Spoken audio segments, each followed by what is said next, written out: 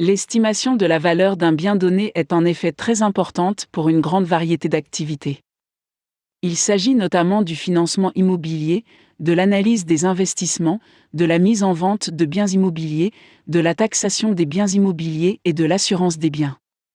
Pour la plupart des personnes, la détermination du prix demandé pour un certain bien est considérée comme l'application la plus utile en termes d'évaluation immobilière. La valeur réelle de la propriété est affectée par plusieurs facteurs importants. Les tendances économiques et sociales doivent être prises en compte. En outre, vous devez également tenir compte des contrôles ou réglementations gouvernementales et des conditions environnementales qui peuvent influencer les 4 éléments de la valeur. Les 4 éléments de la valeur. Transférabilité, il s'agit de la facilité avec laquelle les droits de propriété sont transférés. Utilité, il s'agit de la capacité à satisfaire les désirs ainsi que les besoins du futur propriétaire.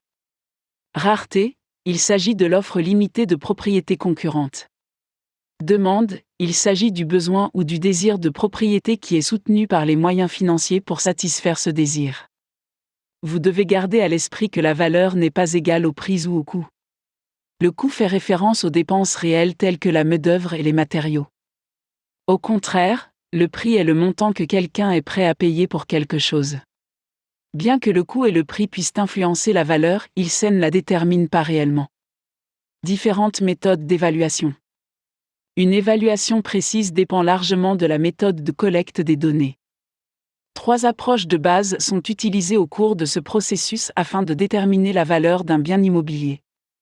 L'approche par comparaison des ventes, elle est généralement utilisée pour évaluer les maisons unifamiliales et les terrains. Elle est également connue sous le nom d'approche fondée sur les données du marché. Il s'agit de l'estimation de la valeur obtenue en comparant une propriété avec des propriétés récemment vendues présentant les mêmes caractéristiques. Approche par les coûts, elle peut être utilisée afin d'estimer la valeur des maisons qui ont déjà été améliorées par un ou plusieurs bâtiments. Cette méthode implique des estimations séparées de la valeur du terrain et du bâtiment, en tenant compte de la dépréciation. Les estimations seront additionnées afin de calculer la valeur de l'ensemble de la propriété améliorée.